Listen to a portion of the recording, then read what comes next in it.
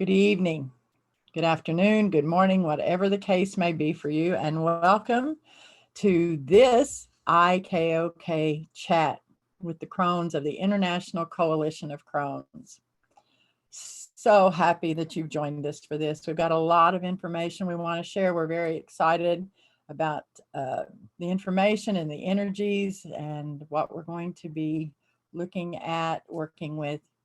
Let me introduce myself. I'm Essence Katharis, founder and one of the Krones of the International Koalition of Krones. I'm a spiritual growth guide and awakening facilitator, master Metatronic Numerologist, a Sui Reiki master. So many things I don't even remember in the moment, I'll be honest.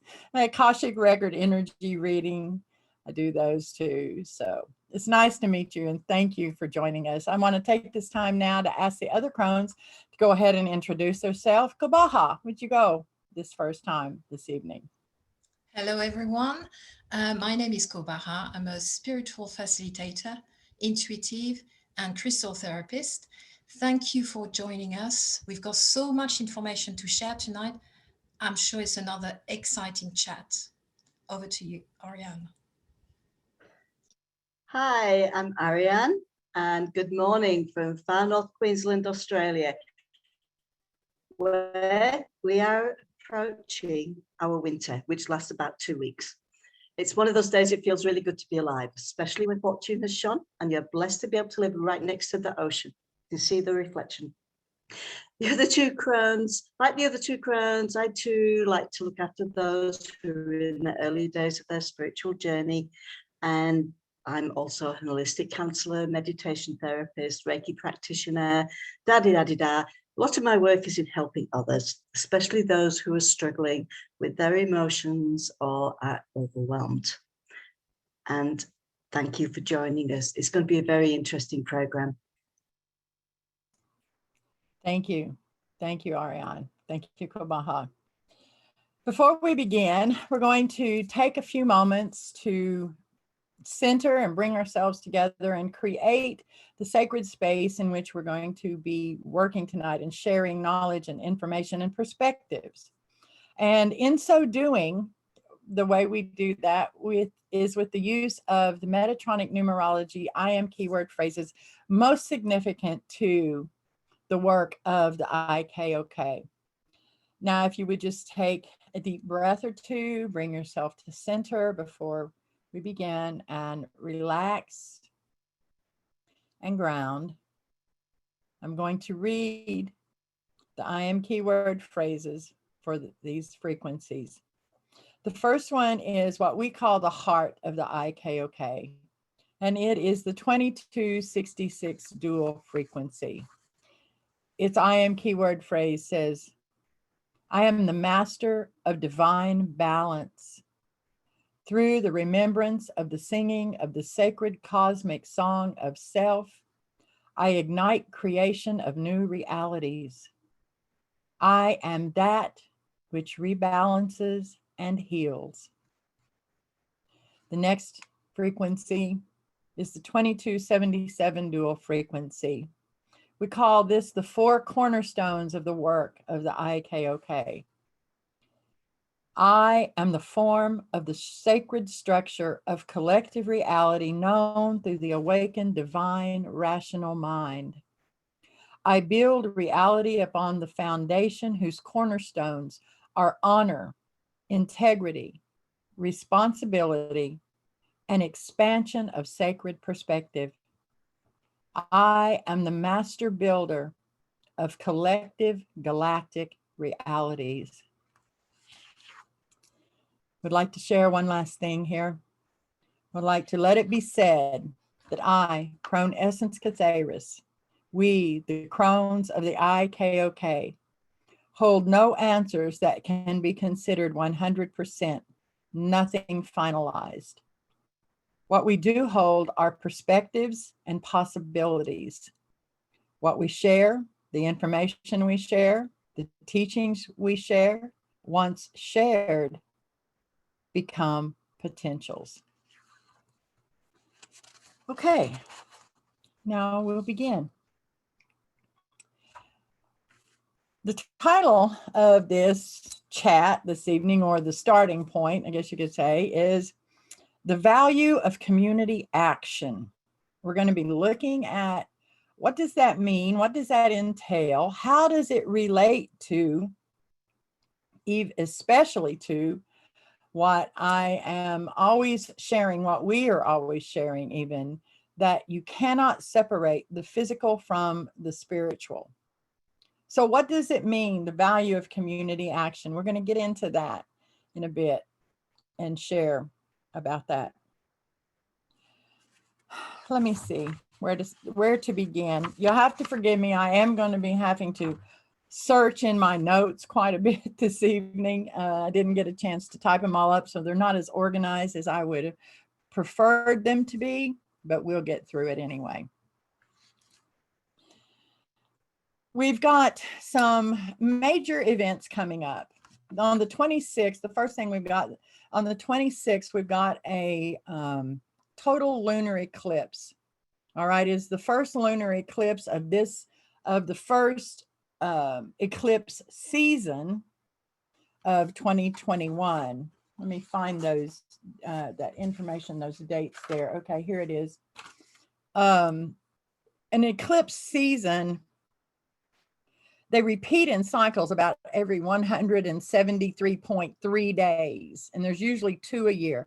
The vast majority of them have 2 eclipses in them, okay? And an eclipse season lasts approximately 35 days, lasts 35 days, okay?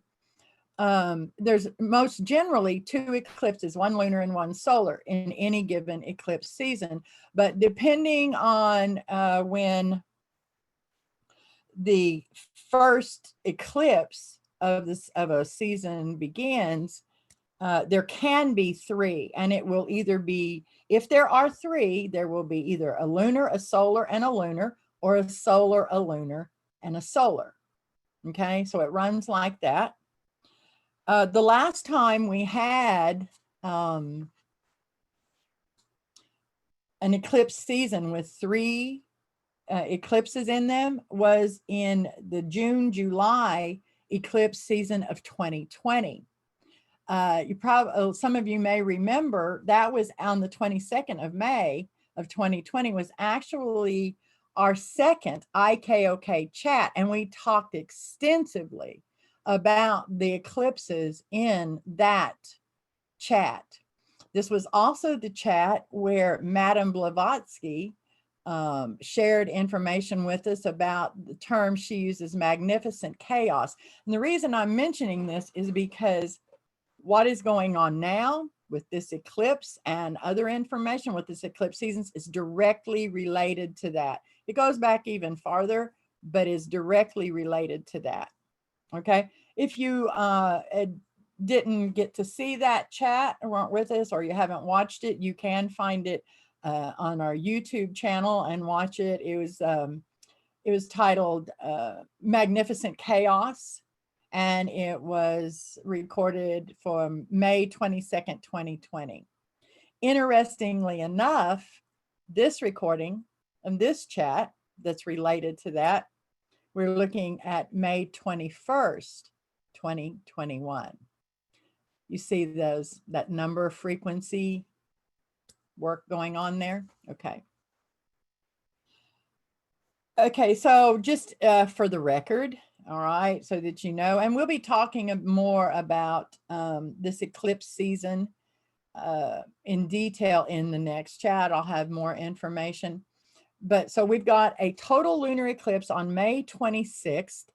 So just what, 5 days from now? 4 days from now for Ariane. Okay, and by the way, any information that I give like this, dates and times, is UTC related. I always work with the Metatronic Numerology from UTC time because it's for the planet, not just a portion of the planet. If it's different than that, I will always say.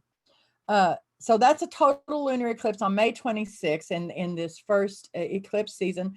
The second one, the second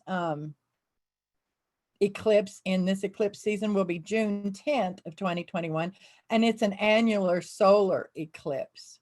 Okay. Oh, and just for the record, just so that you know, the next time, remember we had an eclipse season last year, this in June, July, of that had 3 eclipses in it. So this kind of tells you how not common to have 3 eclipses in an eclipse season is. We won't have another eclipse season with 3 eclipses in it until June, July of 2029. So at the end of this decade, all right, which there's a relationship to what's going on there too. Okay, that is that. I want to go ahead, I'm feeling called to go ahead right here. Just, it may seem a little out of place, but really it's not, I don't think. I want to share, I was given a, I have, for those who are new, especially those who are new to working with us or watching us or, you know, listening to this information, but those who are especially new to what Metatronic Numerology, I want to give I want to read the message, what I've written about to explain what is Metatronic Numerology, okay? First, it must be stated that Metatronic Numerology is in no way connected to the archetypal consciousness known to many as Metatron, Lord Metatron or Archangel Metatron, anything like that, okay? Actually, Metatronic Numerology is talking, Metatronic in this sense is talking about a particular frequency. Meta means above, beyond, or after. Tron means related to like mechanisms, if you will. And ik is obviously a suffix that means pertaining to. So Metatronic Numerology is above and beyond what is the current mechanism. Okay, that's what it means. Okay, Metatronic Numerology is much more than traditional numerology. Just for the record right here, since I'm sharing this, I was a traditional numerologist for well over 30 years before I started receiving the information about Metatronic Numerology, and that occurred and began in 2011. Metatronic Numerology is much more than traditional numerology. It is the sacred art of multidimensional numerology from our ancient future. A large part of my sacred contractual work in this lifetime is to bring back ancient future knowledge into the collective consciousness, knowledge that was lost to humanity of Earth as we descended ever deeper into the lower frequency physical realms. Metatronic Numerology is one such type of information that is my charge to bring back now at this time. Metatronic Numerology is an advanced multidimensional form of the sacred art of numerology. It is a form of the sacred art of numerology we, humanity, once utilized, but lost access to as the collective consciousness of humanity descended ever deeper into the lower frequency realms of physical manifest form.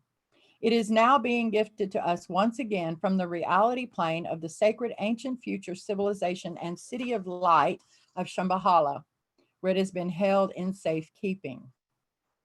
Metatronic Numerology is a magnificent tool of knowledge, one we can use to be able to look at in detail what and where the path, the sacred journey of humanity as a species, as a collective, as an individual consciousness has come from and where it is going. It gives us the knowledge and shows us a sacred process we can utilize to be able to better see and understand who we are as a collective, what our true higher purpose for existence is, and why we exist within this universe. It can illuminate the understanding of how we fit into this universe and how to best interact within our universal reality, especially if we desire to exist and interact within our universe in a conscious manner. Metatronic Numerology is a tool of light we can now once again access in order to illuminate the path of darkness we are traveling through in time, in this space we call reality. Just as a natal numerology chart gives us information about who we are as the individual and what our life's purpose and life path is, and gives information about our strengths and weaknesses, what they are in our current lifetime incarnation and our journey through this reality, Metatronic Numerology can show us the same information about the life path of the collective consciousness of humanity and how we exist, how the collective exists as an individualized consciousness form. Through the use of Metatronic Numerology, we can see across eons of time and space and gain a fuller understanding and clearer perspective of what our collective existence in this universe really is all about, and how to experience it in a way that is not only beneficial to us as a collective, but also how we can be of beneficial service to our galactic, intergalactic, and universal family.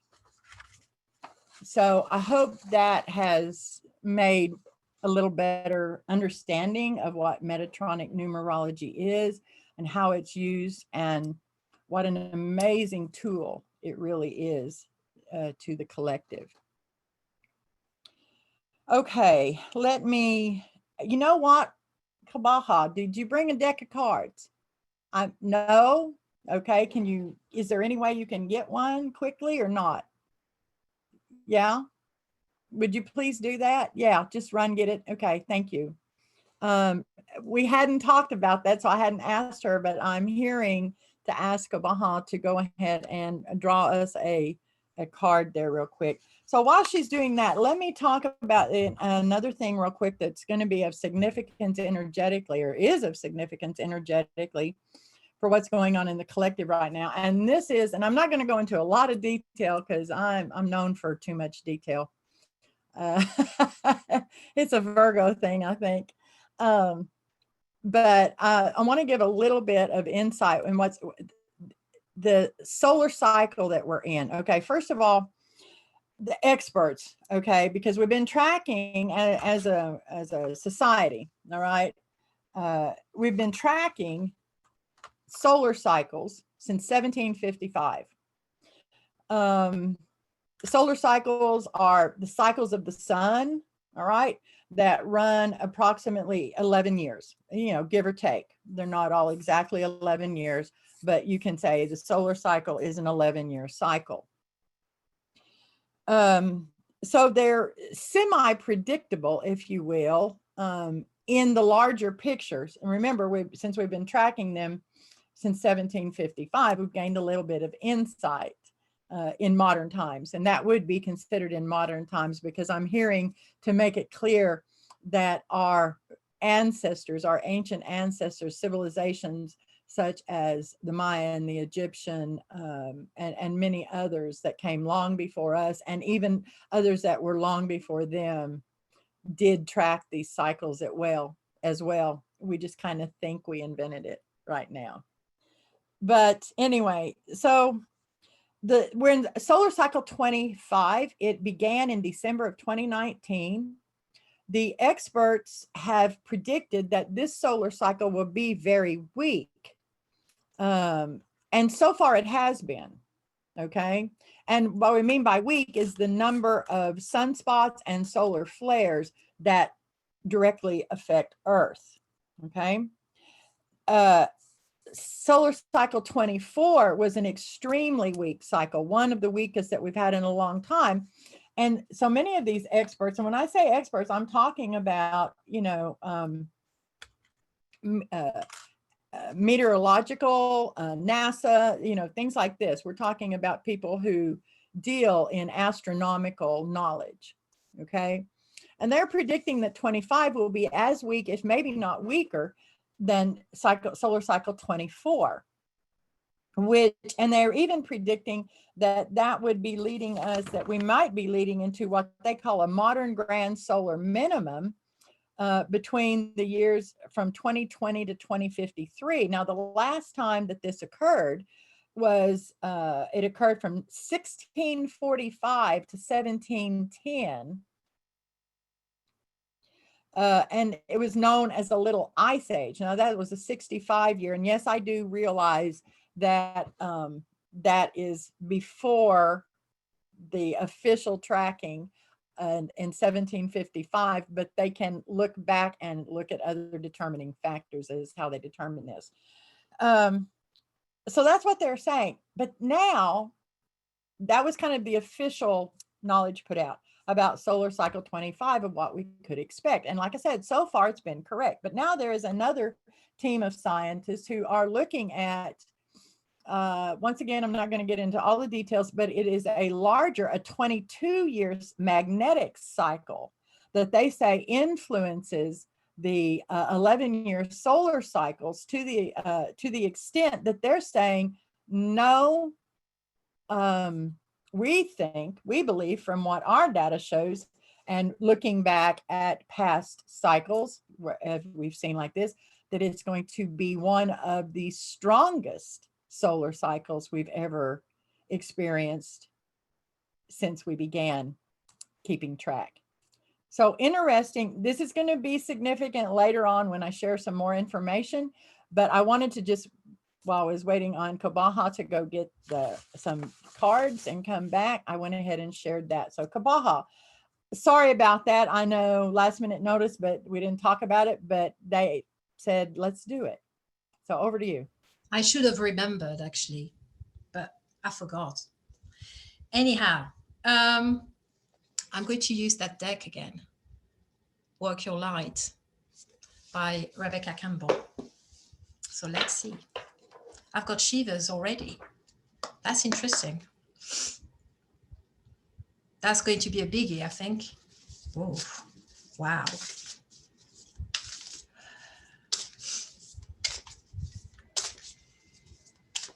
Okay.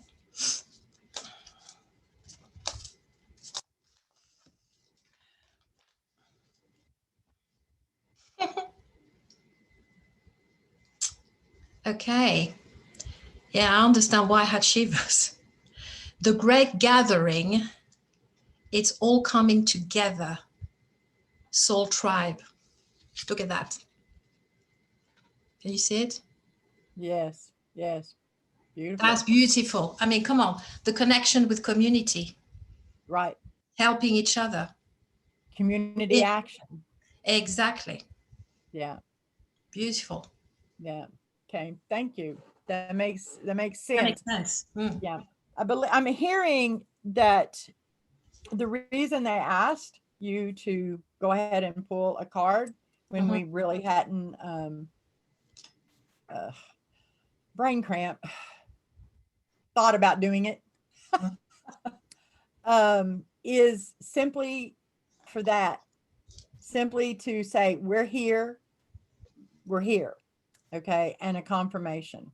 It's that gathering. Okay.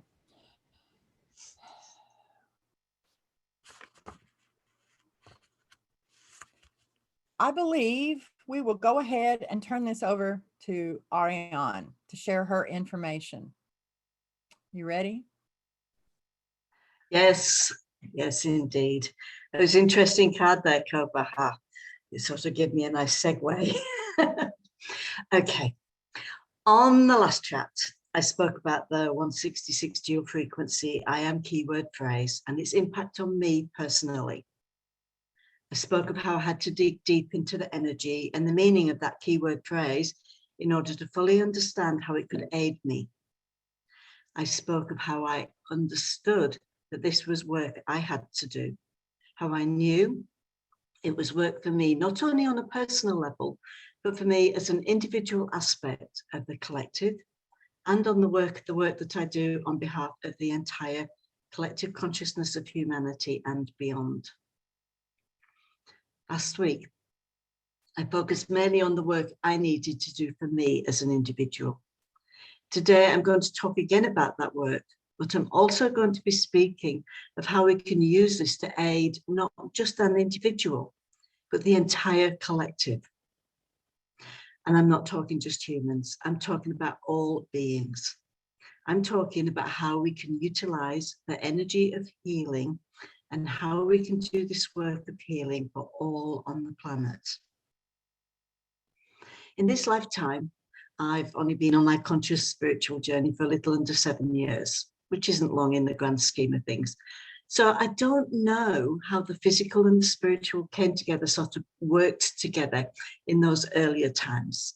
But when I look back to the hippie era, there seems to have been that togetherness, and that appears to be lacking right now. What I do know, and I'm very aware of, is that in these recent years, we've been highly focused on the spiritual aspect of our current growth. And that's fine, things cycle around. But now it's time to bring things back into balance and regain that knowledge that you really can't separate the physical from the spiritual. In the last chat, I mentioned one of the health issues I have had to deal with for many years. That's chronic pain. I spoke of my doctor's recommendations that I use a wheelchair and my decision not to accept that future for myself. I spoke of a choice that I made, but I didn't go into any depth regarding how I actioned that choice, and I didn't talk about the steps I took to ensure better physical health. Actioned the choice, steps I took. Action steps. Those two words are key. Do not forget them. They're essential.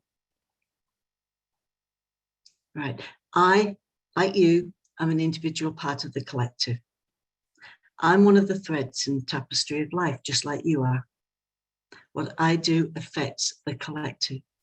What you do also affects the collective.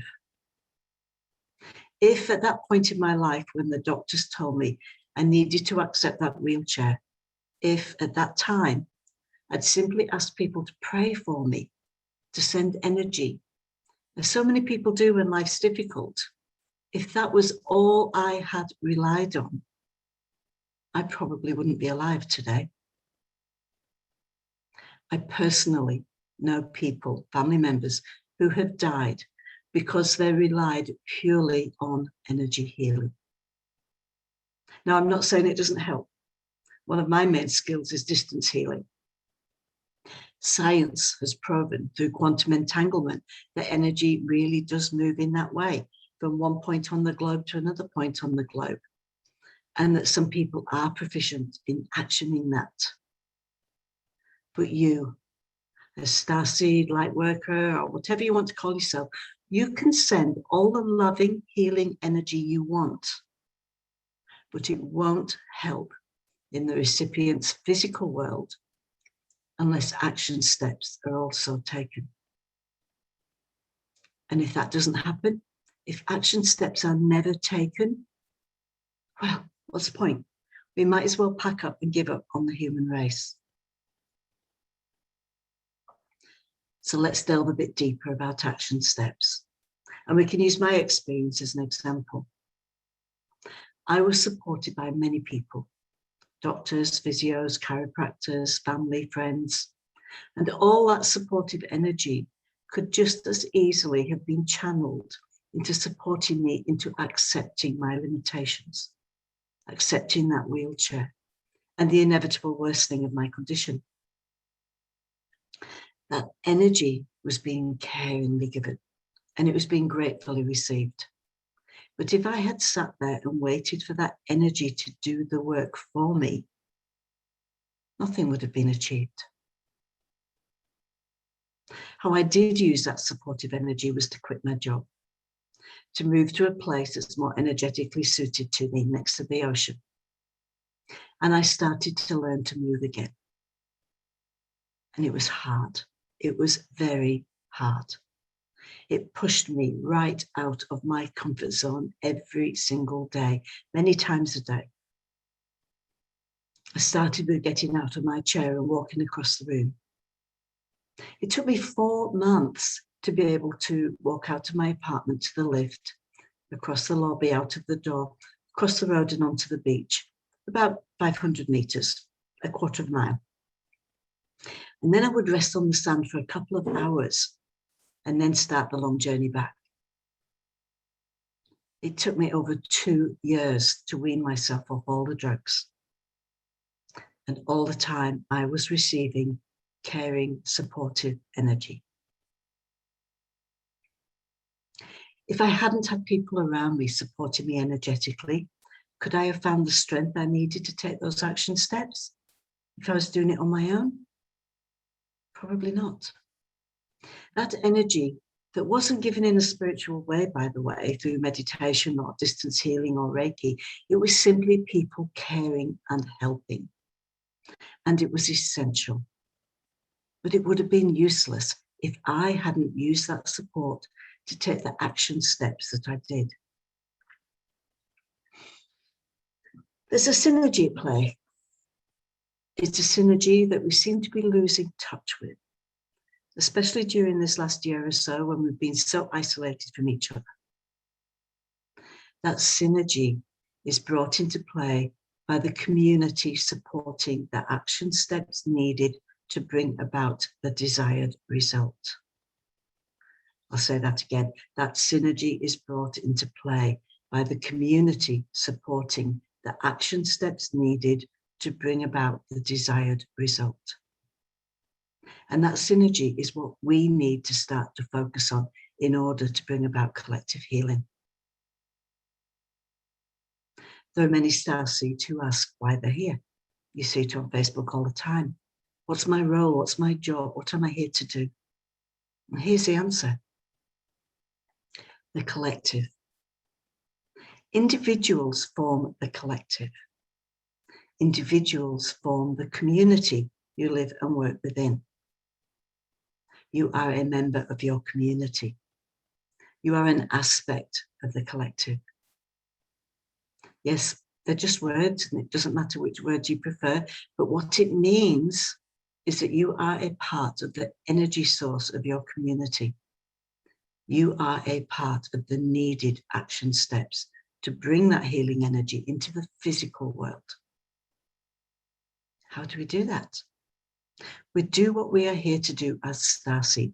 We help our community, and not just energetically. We give service to our community, physical service. Our work is community service. There are many ways that you can be involved in community service, but I tell you now, this is work that involves the very survival of your community and many of the individuals within it. I tell you this too, when the survival of a community is at risk, so too is the survival of the species. This is grassroots work. Let me give you some examples. I know a lady who has given her life to community service. She's an awesome person. And one of the things she does is to organize the Meals on Wheels service within my community.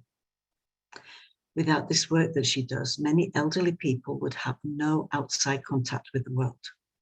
They wouldn't get a proper meal. No one would know if they fell over and broke their hip. Her work provides a lifeline for these people. Now, she could go and sit under a tree and spiritually send healing energy to the elderly of our town, and that would be good, but it wouldn't feed them or make sure that they're still alive and well. That synergy of the energy given and the action steps taken is essential. And it works both ways. I work within community service. All my work is voluntary. Some of it I do actually get paid for in a roundabout way. I'm technically unemployed, but at almost 66 years old, I'm not going to be able to get a paid job. And so I do community service instead of competing with the younger ones for work. Our government supports this for our older residents who are not yet old enough to retire, but are very unlikely to be offered or physically able to undertake full-time work. But, and it's a big but, if I didn't do this volunteer work, I wouldn't get unemployment benefits. Without that, I'd be without a home or food. I'd be destitute. My giving of energy spiritually and physically, and my taking action steps within my community is what ensures my personal survival. Again, it's about choice. I can choose to sit under a tree, go into meditation, Concentrate on sending energy to someone. And I do that. Then I can go home, make a coffee, and feel good about myself. But have I really helped that person? Does sending all the love and healing energy in the world help the physical reality of that person? I'd really like you to think about that question. And then think about what you can do to change it. What action steps do you need to take to bring about that synergy in your community? So where do you start to bring that change into the world? That change that we all desire so much. You start right where you are. You take action steps within your community. It's a bit like paying it forward. And I'll talk more on that in the next chat. But by you taking action steps within your community, you are anchoring the 5 frequency, not only into your community, but also into the planet. The 5 frequency is a neutral charge, a grounding frequency. It's about having the courage to step out beyond our comfort zone. And that's what our work is all about as starseeds, pushing the boundaries that say we have to do things in a certain way.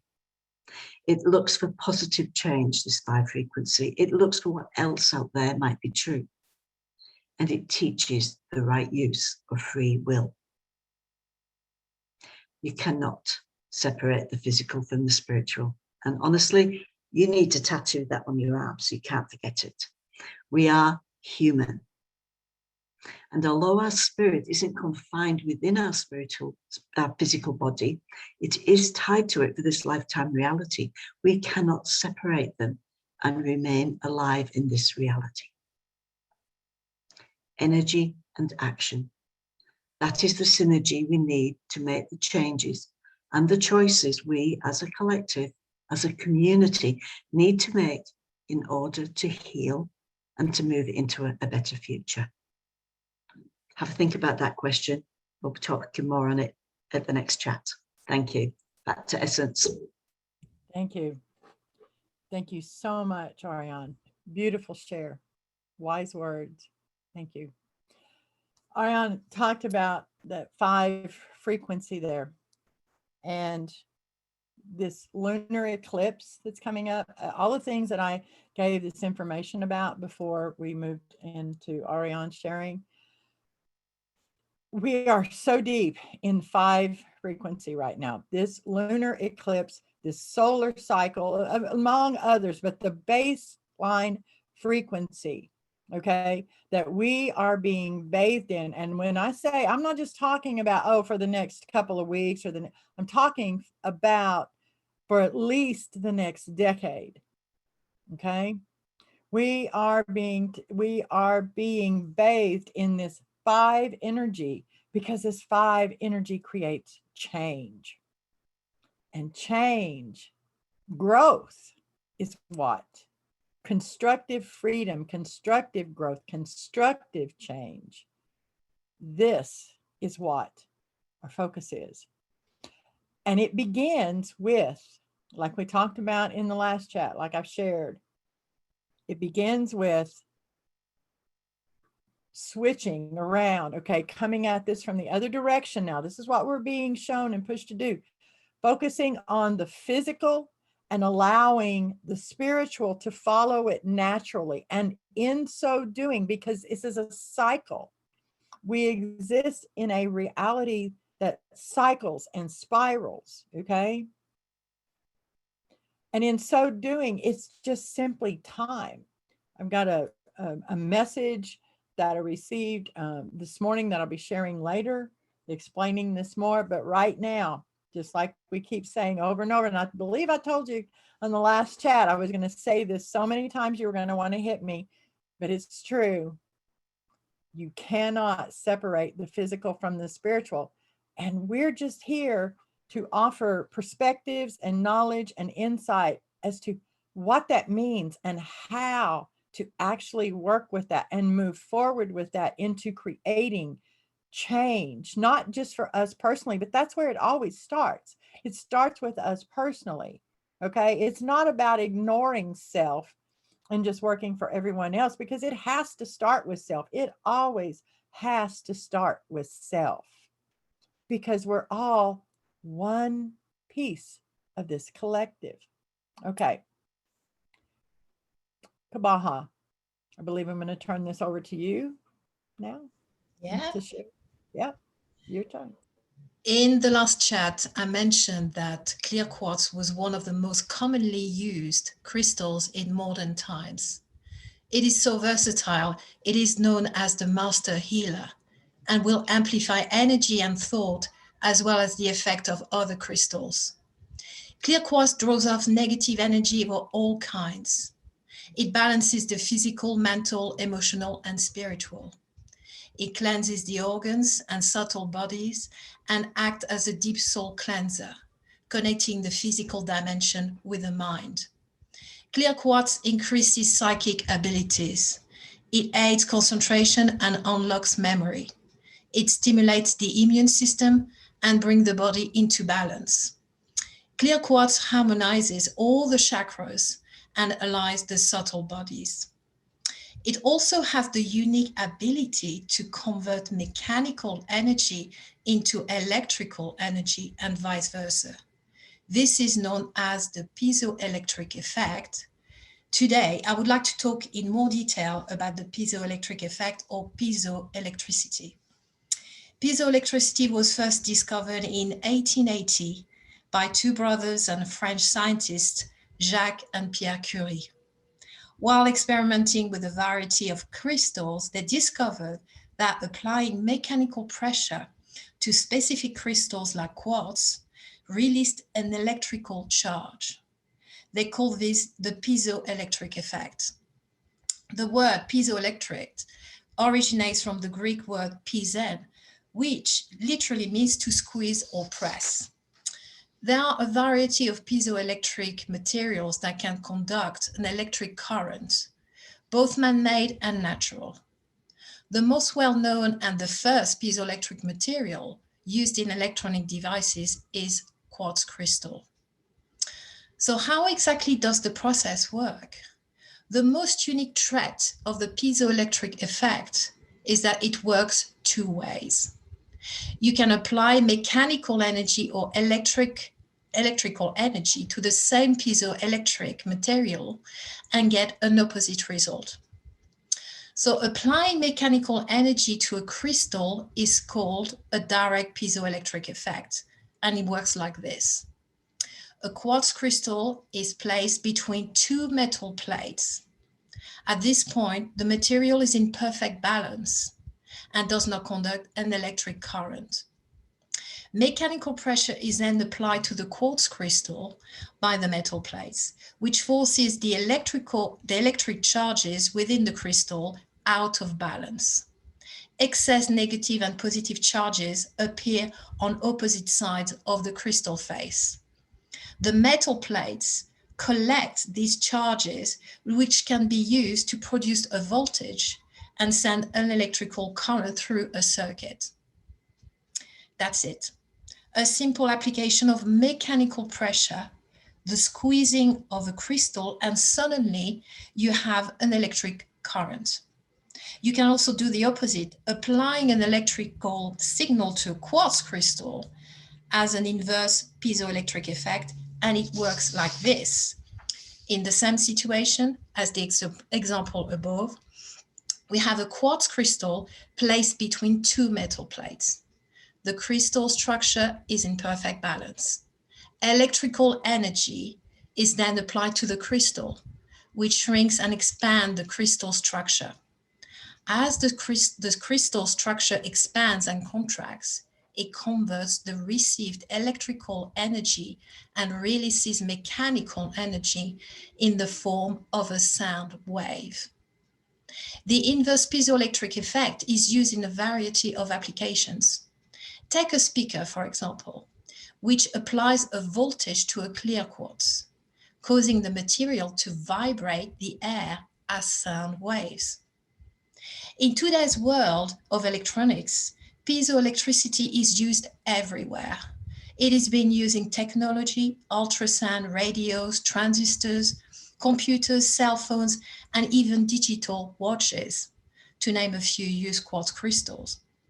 They are also used to power the amplifiers in electric guitars, microphones, and most digital electronic devices. Asking Google for directions to a new restaurant uses piezoelectricity in the microphone.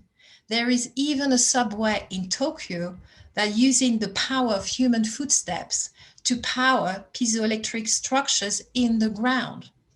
You will find piezoelectricity being used in the following applications.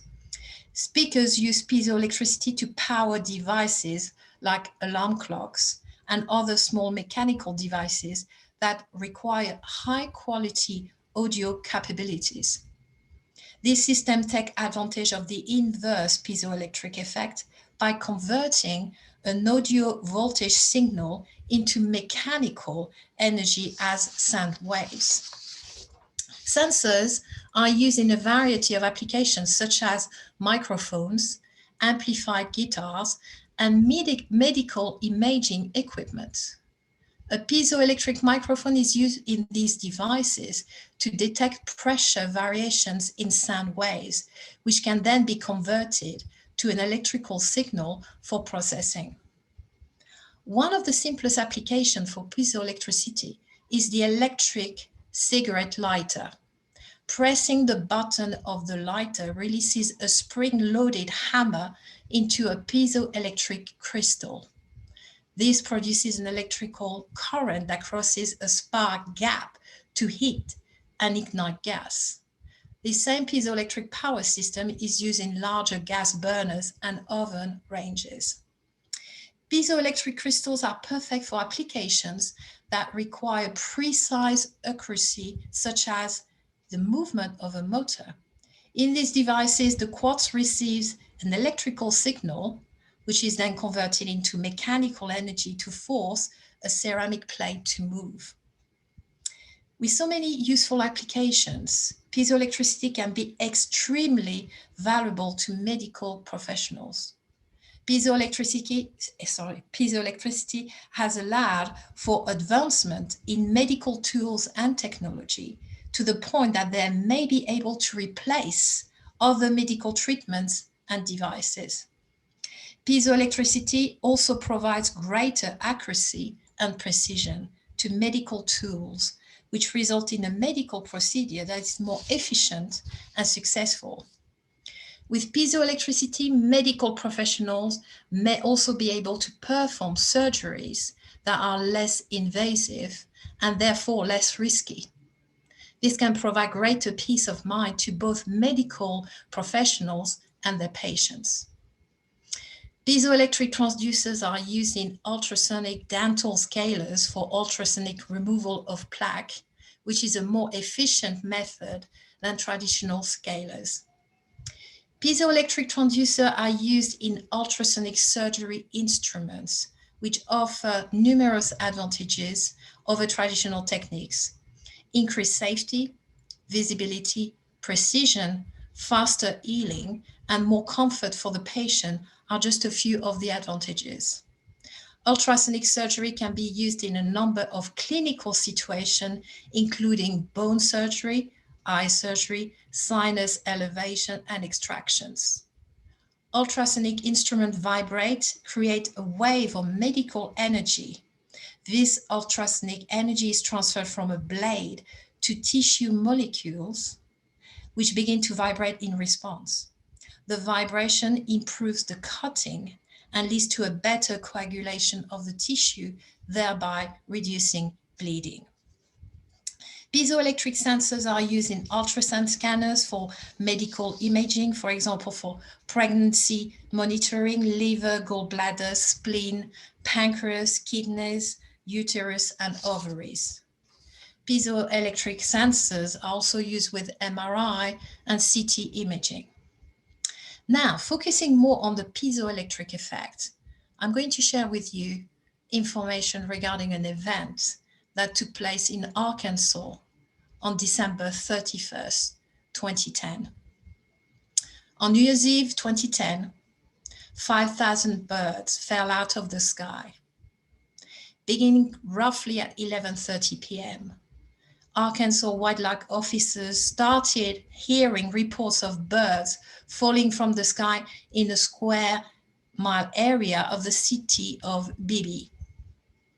Officials estimate that up to 5,000 red-winged blackbirds, European starlings, common grackles, and brown-headed cowbirds fell before midnight. People came up with several explanations, from poisoning, fireworks, or bird flu, but they did not make sense at the time. Local geologists came up with an explanation. Birds are very sensitive to electrostatic charges. A simple thunderclap will irritate a bird severely. This is why birds fly low to the ground just before a storm, to avoid the very uncomfortable charges in the air. As I mentioned in the last chat, Arkansas is the largest deposit of natural quartz crystal in the world. As I explained early on, quartz is piezoelectric, which means a charge develops over the surface of the quartz when pressure is applied to the crystal. Local geologists thought that the event could have been linked with a series of earthquakes, 3 to 4 on the Richter scale, that occurred a couple of days before the birds started dropping out of the sky. This resulted in a massive discharge of billions of volts of electricity. Think how a small piece of quartz, the size of a pea, can light a lighter. Now think about the ground shaking, putting mechanical pressure against millions of tons of quartz. It produced an electrical shock wave. Consequently, the birds were stung by that electrical wave and fell into the ground.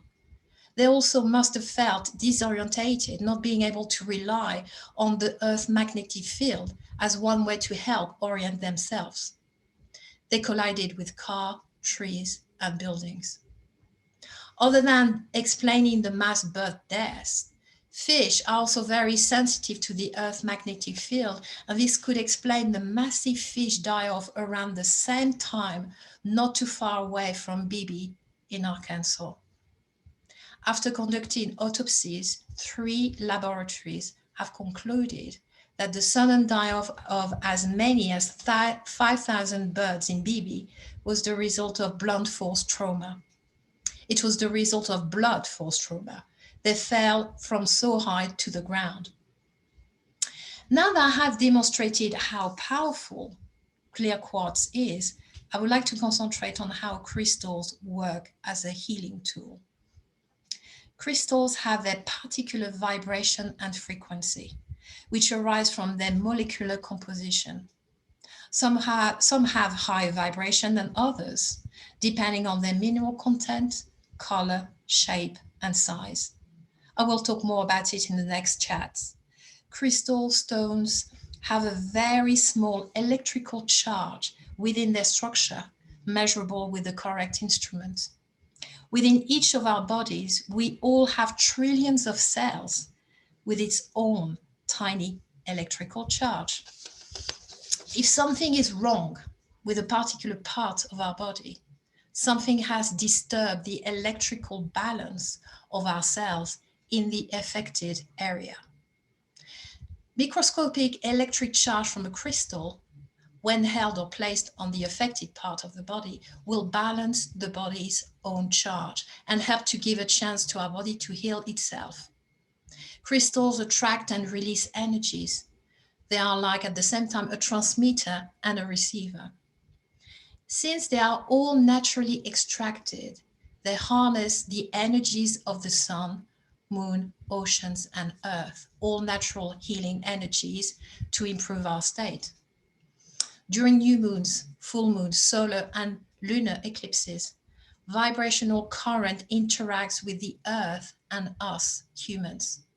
As the energy changes during different phases, we can align our crystal healing with the moon phases and the eclipses to funnel this energy in the right direction. Different crystals with their particular vibration and frequency could be used during different phases. When you place or hold a crystal over the body, it interacts with the body's chakras and promotes physical and mental wellness. Used in a certain way, it can also improve your concentration and creativity. It can also promote physical, emotional, and spiritual cleansing. Crystals vibrate at the same pitch as humans and maximize the healing abilities we already have. What I find fascinating is the relationship with crystals is personal. They speak to the soul of each one of us in a unique way. They call us in a way that is always in tune with the moment we are currently living and in accordance with our capacity to understand and process information, change, and transformation. Over to you, Essence. Thank you. Amazing information. Wow. Yeah, I want to go ahead and share here. I want to look back to the last chat, and Kobaha and I talked about this.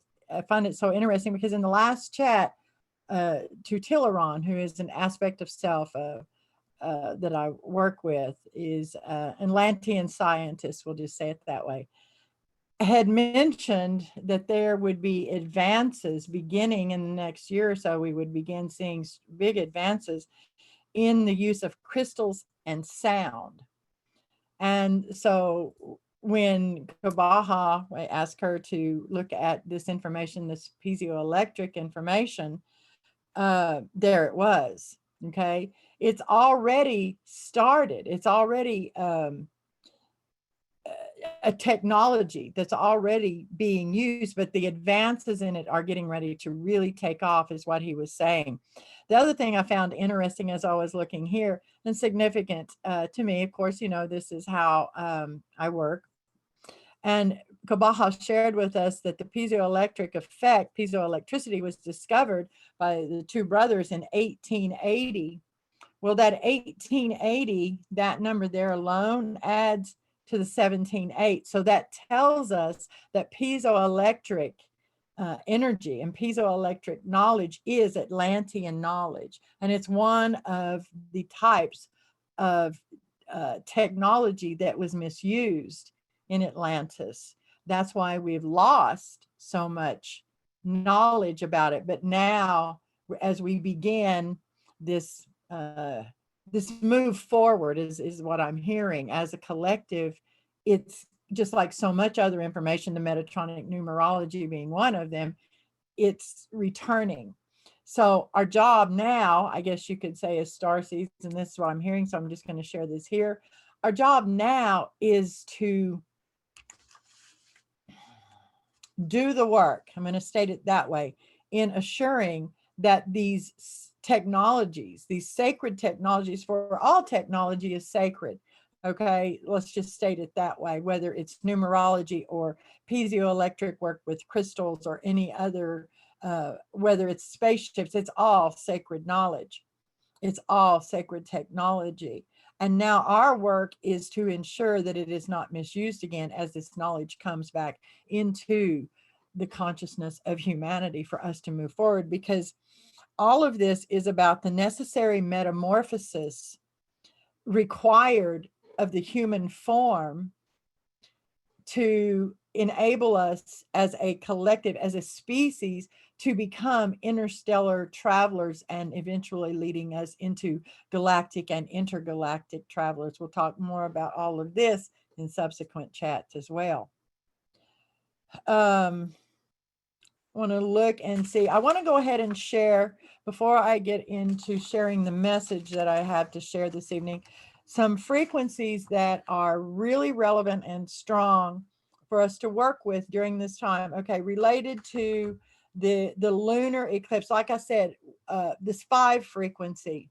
Okay, if you don't remember anything else, if you don't work with anything else in any way that is relevant to you, it's this 5 frequency. And this 5 frequency says, it's I am keyword phrases. I am adventurous change. Okay, it's that one that'll step out of that comfort zone and start doing the work. It loves that adventure. Okay, it has a little bit of problem staying focused. And that's kind of where we're going to be talking about, okay? How to keep that 5 frequency focus. The reason it has problems staying focused is because it loves adventure. It creates change and then it anchors it into physical reality. And what are we doing as a species right now? Okay.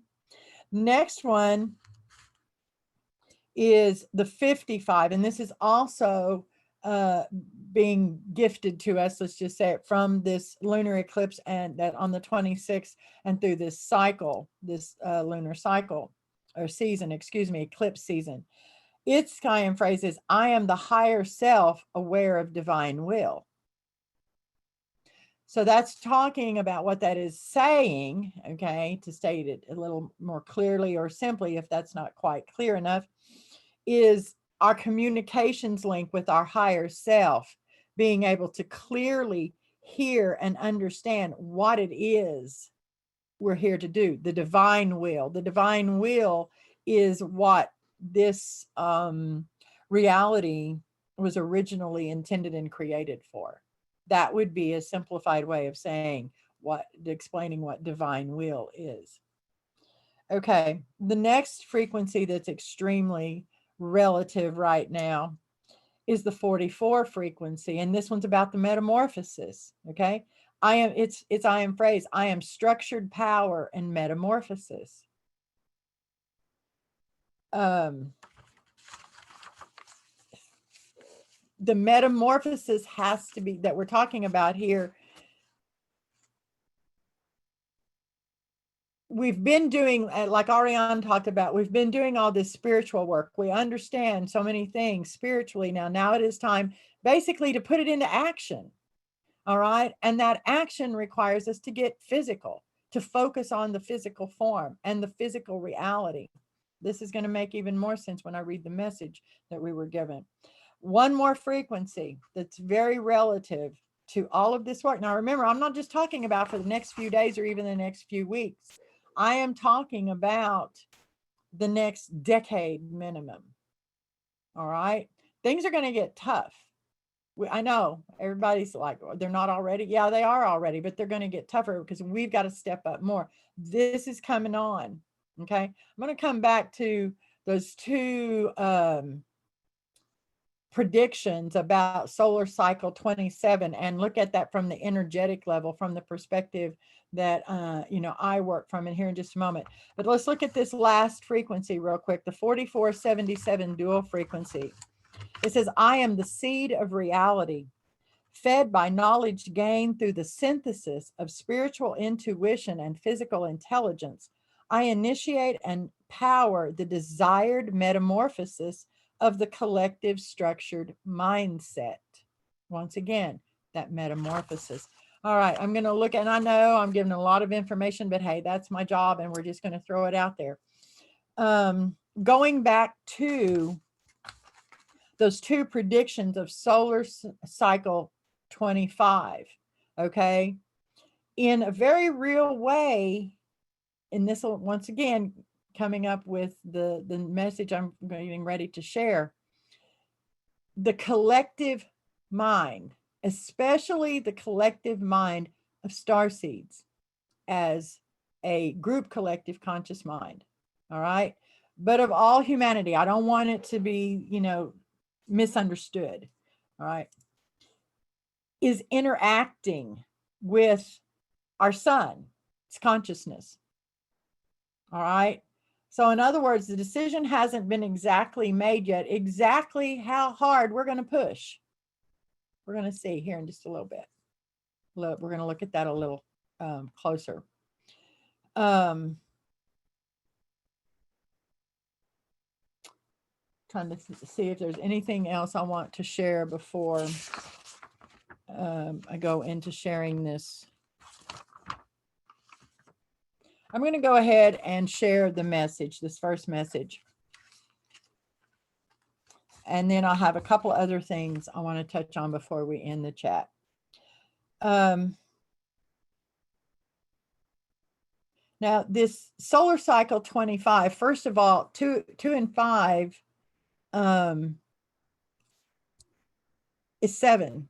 7 is about the knowledge of self. the physical self, the human self, if you will, because single digit numbers that represent, or frequencies represented, dealing with physical reality. Okay, that's relevant right now. It's very relevant. So in other words, it's for this next solar cycle 25 doesn't end, I believe, is until December of 2030. So see here, we're talking about an entire decade. All right, that's where I want to go to. That's what I want to share. So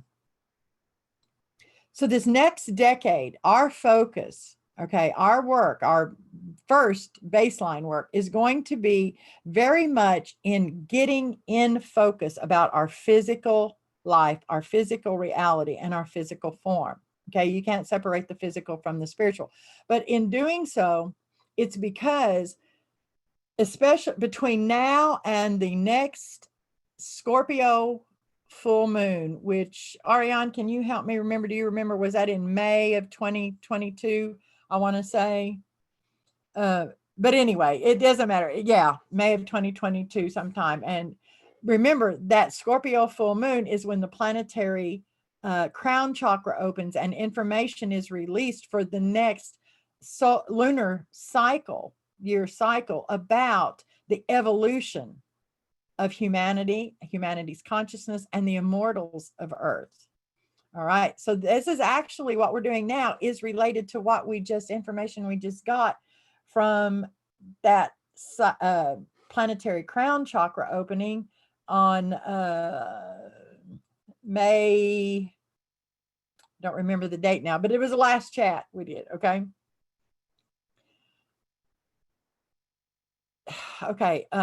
Sorry, I got so many things going on. Okay. So the reason it's going to become vital between now and that Scorpio full moon that we focus on getting, and it doesn't mean you have to be doing it and have it perfected. What it does mean is you need a clear focus of what you want your life and your work to be and where you're going to be headed, okay, for the next decade in your personal life. That's going to be extremely important. So I would say, and there's going to be a lot of change that goes along with that. All right. The reason that is so important is because we've already entered into this time of collective decision making where we are going to have to, and I've talked about this even before the IKoK was formed, when I was still working with Kira, we talked about how we're in a time of collective decision making that started really officially, we'll just say it that way, in 2020, where as a collective, we've got about 25 to 50 years, okay? Actually less than that, 40, probably 40, 45 years out at the most. I'd have to go back and look at those dates and refresh my memory. But where, as a collective, we're going to make a decision as to what reality timeline experience we're going to be traveling for the next 13,000 years plus. Okay? We're not playing small here. So that's why it's so important that you, as the individual you are, as a part of this collective, sort of get yourself straight. We get ourselves straight. You know, I don't want anybody to think I'm not doing the same thing I'm saying we need to do. I'm working very hard on that myself. Okay. Looking here real quick to see what else I wanted to share. Okay, I want to read just a little bit about that 55 frequency, because it's like I said, it's like the 5. It's really relevant and important. That one that says, okay.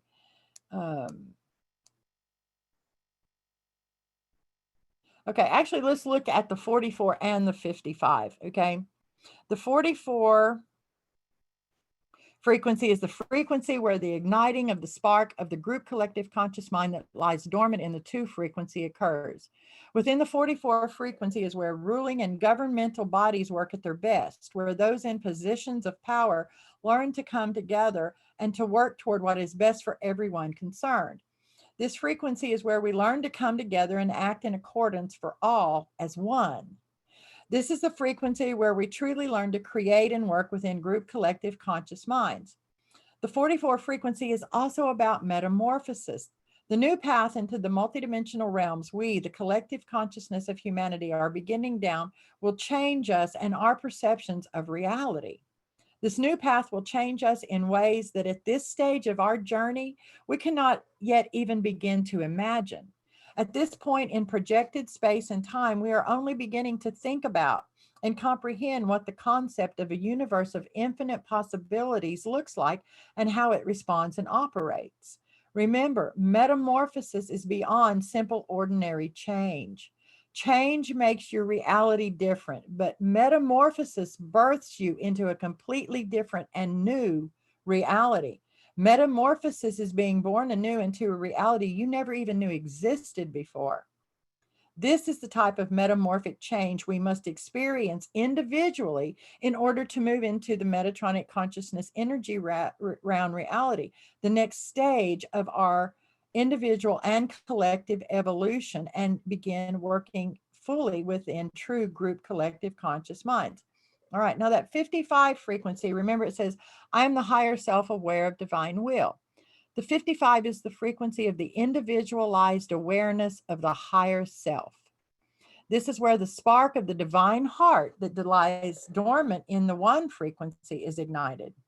Once the divine heart is ignited, and Kabaha, this takes us back to everything that you've shared in a couple of previous chats about the high heart work and why it's so important and so relative, because that has to occur before the divine heart can be ignited. Okay. So once the divine heart is ignited, it allows us to begin existing and moving through daily life in a more conscious manner. Once we attain the ability to move through daily life in this conscious manner on a continual basis, we begin to hold a more expanded perspective of reality. This expanded perspective of reality then allows us to begin to see existence from a view of what is beneficial for the collective as more important than what is beneficial to us as an individual. Thus, the germination of the seed of divine will is initiated. In this initial igniting, the awareness and accepted reality of the higher self is made evident of to the individual, and communication with the higher self becomes more lucid and coherent.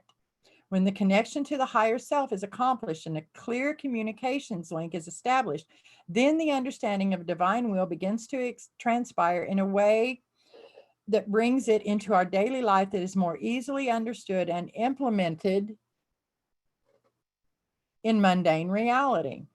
Divine will is spoken of by the higher self, for the higher self of each individual sees the larger perspective of our reality from a much expanded view and is capable of placing the needs of the collective consciousness above the needs and desires of self. Okay. The 55 frequency holds a neutral charge, so it is very grounding frequency, but unlike the 5 frequency, which also holds a neutral charge, okay, and think about that piezoelectric knowledge that Kabaha shared with us here, okay, and grounds, so, but unlike the 5 frequency, which holds a neutral charge and grounds us to earth, and the physical realms and dimensions, helping us stay more centered and balanced in the physical realms, the 55 frequency grounds us into the physically elusive realms of spirit. It grounds us to the higher frequency dimensions, the home of our higher self, assisting us in staying centered and balanced in the frequency dimensions beyond 3D daily life that are so vital to us on this eternal and infinite journey of consciousness expansion. All right, with that shared, I want to go ahead and ask the other 2 Krones if they have anything they want to share here. I'm going to be away just a second and I'll be right back. Well, find something. I'll be right back. I need to do something very quickly. Don't you love that? Go find something to talk about. Okay, so next week, in our next chat, I'm going to talk about how specifically you can start to take those action steps within your community and how working within your community starts to filter out into working throughout the whole planet. And Essence is back. Thank you. Thank you, Kabaha. You did that like a professional. Oh, Ariane, see, I'm lost. It threw me. one of them talked. Okay, so let's go ahead and It doesn't matter. We are one. that's right. We are one. That is also, I nearly said not to worry because Essence is one of her favorite phrases is I'm losing my mind. It's been one of those days, sort of, yeah. Okay. That's all good. All right. So I'm going to go ahead now and share the message that I received for this chat. And here we go.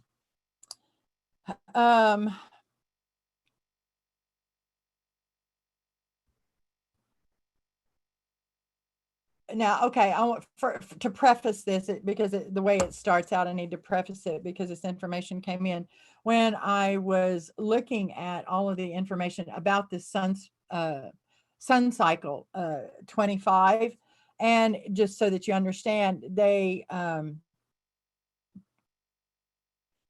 the prediction of the scientists who say that they believe it's going to be one of the strongest that we've ever experienced, okay, said that that would put the maximum number of solar flares, sunspots that we would be affected by during this solar cycle. Remember, that's about an 11-year period, okay, would be between 210 and 260. And this would become, and if that was the case, that solar cycle 25 would become one of the top few ever observed, okay, in the modern times. So that's to tell you how strong they think it's going to be, okay, which has yet to be determined, I believe, for reasons that we're about to understand. Okay. So with that information, I did some calculations with the Metatronic Numerology, and I found that what it was showing us that this solar cycle, okay, would be building vortex energy in the physical realms and the higher spiritual realms to be used for initial spiritual awakening of the collective, all right? Or I should say, for the escalation of initial spiritual awakening in the collective, which would mean we would see many, many more individual humans awaken, their consciousness expand, okay, their perspective of reality expand. All right. And then the message began flowing. You should wish for a strong solar sunspot cycle to occur with a total of sunspots within the predicted range of that they were talking about, because that will build an enormous amount of vortex energy to be accessible to be used in an escalation of global spiritual awakening, expansion of consciousness. But, and here is the but, you need to be aware and understand exactly what that means for global society as a whole and what it means for you individually, especially as starseeds. It means higher and higher levels of drama and difficulty in life for global society as you are pushed harder and harder by intense energies that are aimed at expanding human consciousness at an extremely fast rate. It means, as starseeds, you have to step up yet again and be even more responsible for doing what you came here to do. You have to be anchor points on the planet, anchor points of stability, peace, and harmony. You have to be the calm points in the global storm, while at the same time going through the storm yourself. You have to be continually consciously remember this and do it while you yourself, your human self, is being battered by the winds of drama and trauma in the storm of change. And you will have to continually and consciously remember this and do it for a minimum of the rest of this decade. with the energies of drama increasing at almost an unprecedented rate on Earth through at least 2025. In a very real way, how fast humanity of Earth awakens and expands its collective consciousness is almost fully dependent on star seeds, as the family of star seeds who has incarnated on Earth and now exists here in human form. How so, you ask? Because how much pressure, and here is where that information on the piezoelectric effect comes in. Because how much pressure the collective can withstand, pressure that creates an energy and releases it into the collective field of consciousness that is conducive to the expansion of consciousness, is determined by how much and how well starseeds in human form can withstand the pressure and how strong and clearly they can anchor or act as an anchor for this energy and hold it and not allow it to get out of hand and become destructive instead of being an energy of constructive change. This is where it becomes vital and should by now be self-evident that the care of the physical human form must now become priority if you, as starseed manifest in physical human form and earthly existence, are to be able to truly do the work and carry out the enormous task you came here to do. We remind you, you did not incarnate in physical human form in this physical reality to become spiritual. You are already that. Granted, you have had to remember and reawaken to that knowledge. You have to reawaken so as to be able to access the vast amounts of knowledge you hold within that is fundamental and necessary to have at your mental disposal to do the work you came to do. And that requires time, study, and dedication in earthly human existence. But that is only one part of the equation. Another vital component to being starseed in human form, maybe the most vital, is to be human. It is to experience what being human is. It is to experience the existence of human physicality. We want to let you in on a secret. Beyond just the basic level of knowledge accessible to you in your remembrance of self and the fuller perspective of expanded reality available to you through study and through the mental mind, you will not ever be able to open the advanced knowledge that is available when the physical form is tuned in frequency to its optimal state. This, like everything else in your reality, your physical reality, begins with self, with the individual. Why is this so? Because the knowledge you seek, the knowledge that remains elusive to you as a species, is literally locked within the molecules, indeed within the very atoms that form your physical bodies. These codes you so often hear spoken of and talked about within the enlightened faction of your collective are literally locked within the human physical form. And the key to unlocking this ancient future knowledge is frequency. And the only way to discover the correct frequency key is through raising your physical form frequency into a resonant state of the atoms in which the knowledge is locked.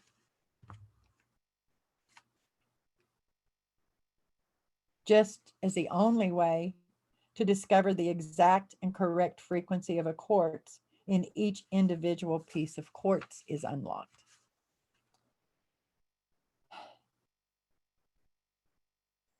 Now, how do you go about finding the correct frequency for this key? Masters have taught for eons of Earth human history. It is only through states of ecstasy that access to certain ancient future knowledge and wisdom is attained. This is your clue. One last bit of information we would share before we end this discussion. Why is it that in your global society, there is a rather subconscious belief that in a perfect society, all humans look the same? Why is it in your movies, your books, your stories of fantasy, all advanced civilizations, terrestrial and non-terrestrial, all members of those societies are all beautiful. They all look alike. They have beautiful physical forms. Have you ever noticed that? And they said here, think Pleiadian, Syrian, you know, how we think of them. And they're all healthy. The reason is not because all members of these highly advanced civilizations look exactly alike physically, but because they all hold a minimum frequency of physical, emotional, mental, and spiritual perfection as individuals within their collective, and therefore their collective holds that frequency. What you are seeing, what you are interpreting as seeing physically, is actually their collective energy frequency field. And it begins for them, just like with your collective, with the physical form, with their physical form, whatever that state may be. This work on the physical form you are now being directed to focus on is the very first baby steps in preparing the human form for the necessary metamorphosis required for your species to become a galactic traveling species. You, those of you here now, starseed, are here to be way showers and anchors of this knowledge and frequency into planet Earth and human global society and collective consciousness.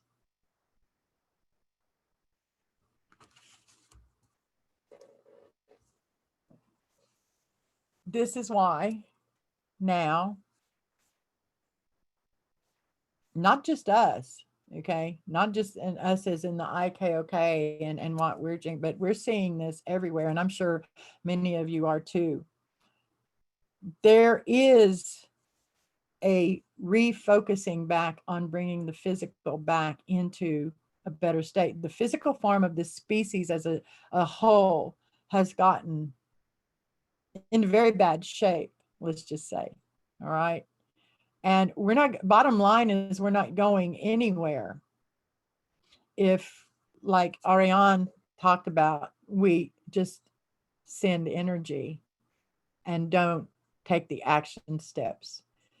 This too is related to the value of community action, and you cannot separate the physical from the spiritual. There was a little bit of expanded questioning on that message.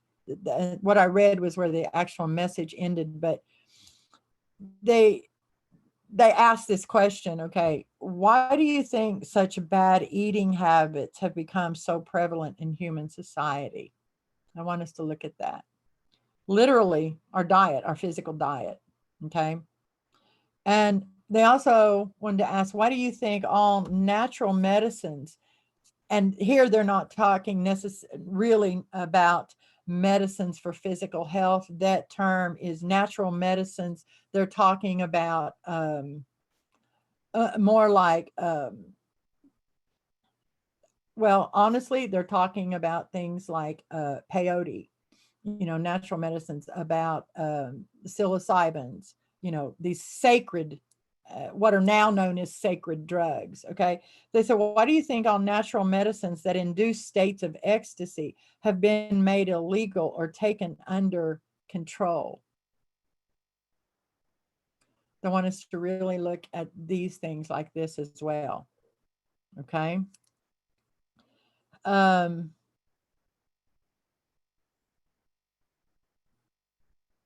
But literally, okay, we're at a point now. Now, here's the good part. This is not a reprimand. This is not a, oh, we're in trouble, okay, message. This is actually just, it's actually, to me, I see this as very good news. Let's put it that way. Because this means as a collective, we've come far enough that it's now time to start kind of recycle, look at this from a different perspective, take on that physical. So in other words, if a certain amount of growth, we'll just say it that way, had not occurred in the collective, we wouldn't be being pushed to do this. It's literally just the next step. But sometimes we just, like everything else, even in physical life, we just kind of fall into a rut, and it's just now time to change. Okay. One other thing, this was fun. I'm going to share this. Ariane or Kabaha, you have anything you want to share here?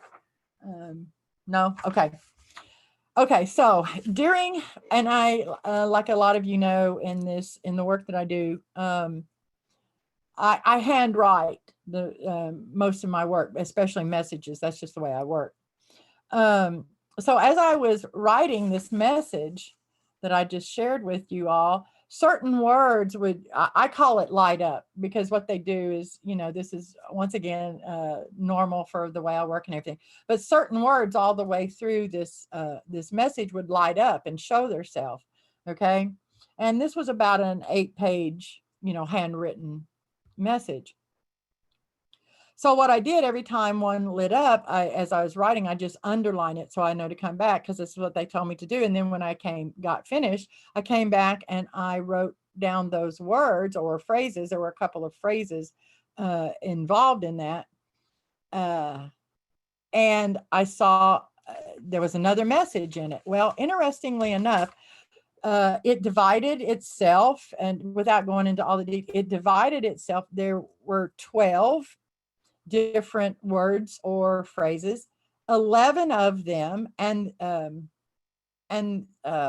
12th one sort of stood out. It was different. Okay. It was actually the words constructive change, which is the 5 frequency. Okay. Well, that constructive change fell, the first 4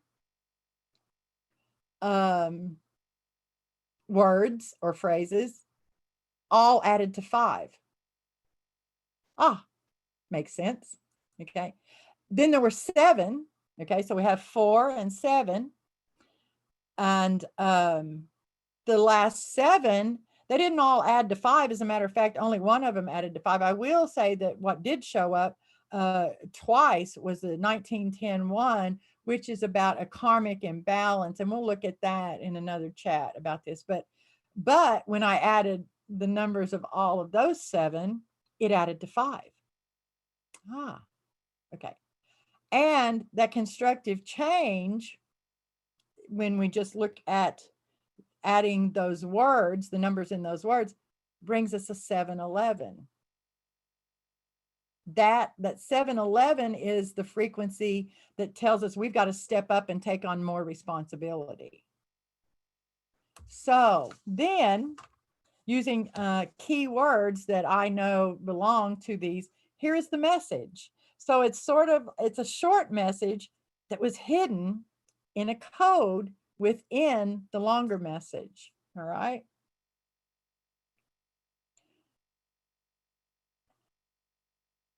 Here's the message: joyfully working on self through being responsible for self creates the change intended. And then intentionally anchoring the vortex energy allows the energy to be controlled so it doesn't get out of hand. And this leads to constructive change occurring. So what they're telling us with that message, what they're really, the biggest part of that message is, they're telling us joyfully working on self through being responsible for self creates the change intended. In other words, they're saying if you go about going, oh, I've got to make these changes. Geez, I don't want to do it. Don't bother, because you're bringing the wrong energy to it. That is changing nothing. You have to joyfully, truly joyfully within want the change, desire the change, intend the change, wish for the change. Okay? That is the only way it's going to work. The only way. So if you're still dealing with those issues of, I don't really want to have to do the work, and I don't really want to change, and it's going to be too hard, I'm going to have to give up too much. If all of these things are running through your head, let's do some more work. Let's get through that part. Okay. We're going to get ready to call this chat completed. And just like in the last chat where we used a mudra, some hand yoga, we're going to do another one. And like always, we will end this chat on silence as we move out. Want to thank everyone. So before we get going, I want to, here in just a minute, let the other two Krones say their goodbyes and thank yous. I want to thank you for joining us. I've been very enjoyable. I love all of these chats. I love my work, I guess you could say. So thank you all so much. Such an honor to work with each and every one of you, whether here in real time, as we tend to call it, or in no time, no space. We're truly honored. The other two Krones, go ahead, Kobaha. Well, something. Thank you so much for joining us tonight.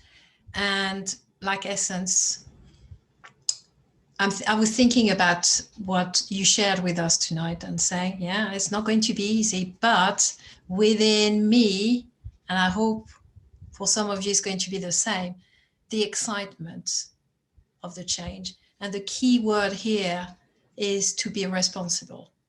There is no other way. But yeah, I feel the excitement. I'm not saying it's going to be easy, but I'm excited. So thank you again. Oriane. I have had an amazing chat today. There has been so much information. I thank Kobaha and Essence, and I thank everyone who's listening, either live or in no time, no space. We have action steps to take, but they don't have to be a drag. We can do them joyously if we choose to. Thank you. See you next time. Thank you. Thank you, everyone. I almost forgot this. I want to share this. This was information and we're going to talk in the next chat, which I believe is on the 4th of June, if I remember correctly, is what we're tentatively set for. We're going to talk a lot more about stones and crystals in detail, but they did send some, because we've got a lot of change going on. Okay, it's getting ready to intensify. Even remember, we're doing anchoring points, lots of anchoring points. Oh, another thing for those of you who are participating in the collective meditation for bliss, thank you. Let's continue that. We've got a ways to go. It's been amazing. We've been getting some awesome feedback on that, and thank you. But I also this lunar eclipse on the 26th is a strong anchor point for each of us individually in focusing on our individual decision making of what we want our life to be, where we want it to go, and what we want the focus of it to be for the next decade, for the rest of this decade, let's say. So take that into consideration and use that information. Do your work however you do it, your work with your stones, your crystals, your rituals, whatever works for you.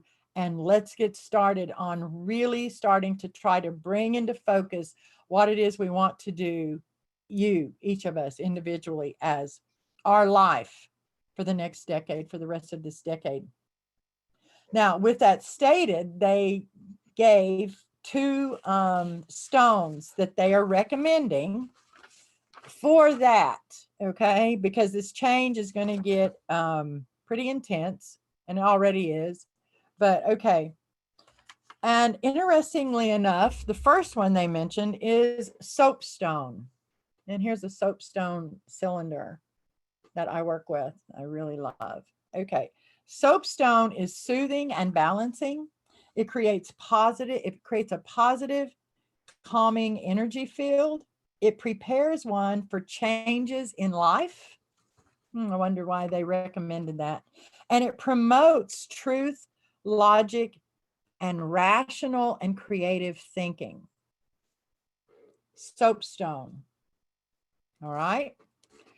The other one they recommended is really about the same in a lot of ways. And the other one is another one I work with is Satin Spar. Now, this is not selenite. There is a difference between selenite and satin spar. Most people are going to call this selenite, okay?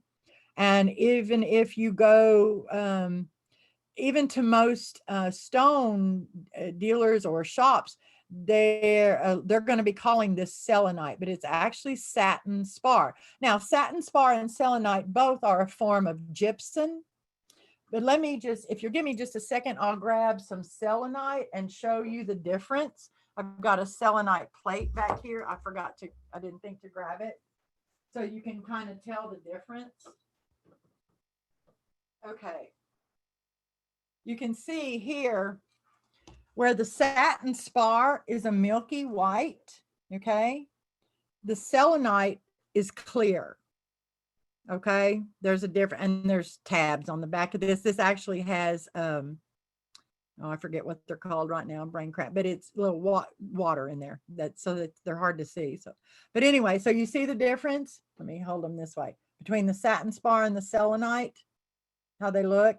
Okay, but most of the time, most shops and everywhere else, they're going to list this as selenite too. Okay.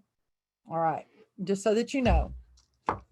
And selenite's it's a soft energy as well, but it's different than satin spar.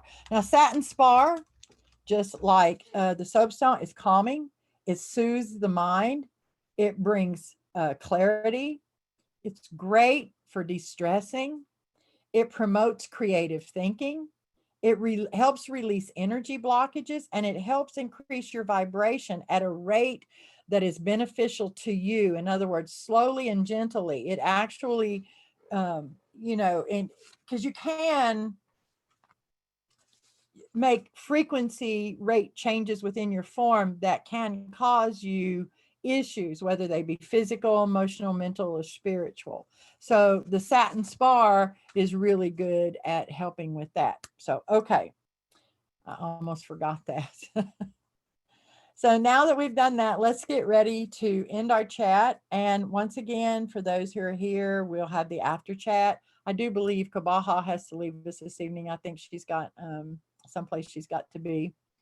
But we will be staying on afterwards to chat and to share if y'all want to. Okay, now this is the Prawn Mudra, and it is or Life Mudra. Okay, so what we're going to do, and you can do it 2 ways. You can either do it with the fingertips of the thumb, the pinky, and the ring finger come together, and the other 2 fingers lay flat.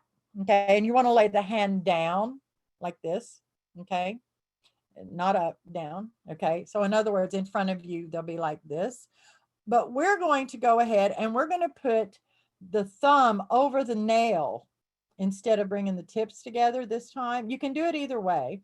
But the reason we're doing it this way is this promotes, causes the right and left brains of the hemispheres of the brain to equalize and, to balance. And that's a good thing. So lay your hands out in front of you, like this. just relax. You can, just sort of allow yourself to relax and hold them this way. Now, you would do this for anywhere from 5 to 30 minutes a day. One thing I also, because this actually helps activate the root chakra, okay? It helps bring it into balance. That is one reason that I thought this mudra would be very beneficial, especially for this change in this energy wave that we're getting ready to jump on and ride, okay? So, because having a strong root chakra is going to help us feel grounded and secure, and safe. And so that's really important. Now, the other thing that is really awesome about this mudra is it actually is used against eye disease, just as an FYI. So it actually would help strengthen the eyes and the eyesight, because the eyesight is a physical manifestation of clarity of mind. Okay. Now, this mudra increases vitality, it reduces fatigue and nervousness, and improves vision. It increases our staying power and our assertiveness and creates healthy self-confidence. It gives us courage to start something new. So see, there's that change, how this will help with that change, that courage to move into change. All right. And it helps to have clarity of mind, a clear mind, and structured thoughts and ideas. So I suggest that you use this mudra in your meditation practice. Sitting in this mudra in a meditative state for even just 5 to 10 minutes a day is going to help bring all of those things into your life. So let's go ahead and end this chat with that. Okay. So everyone, just take a deep breath. Bring yourself to center. And simply allow the mind and the body to relax.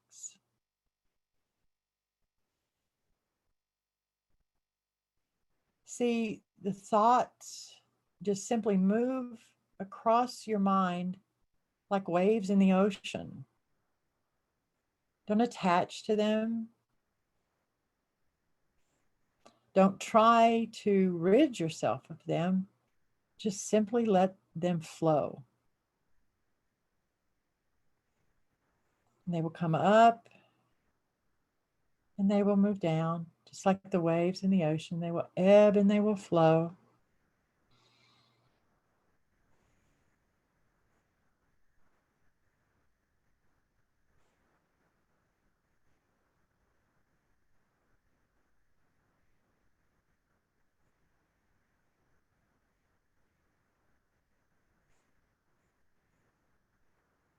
And now that we have all brought ourselves into this same energy field using this mudra,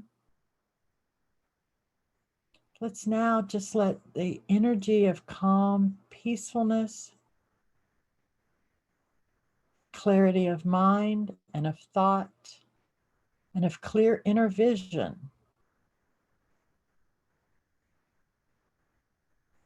become the energy we are wrapped within.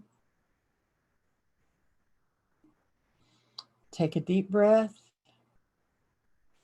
Slowly release it through the nose.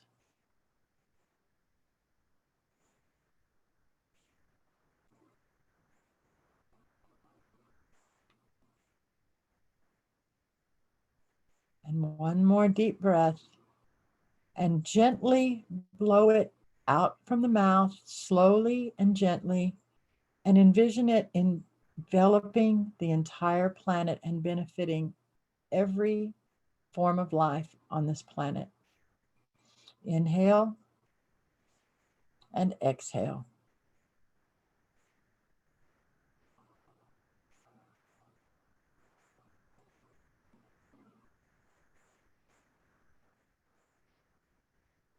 Kara unche prana. I am the ancient future breath of life. Kara unche prana. Kara unche prana.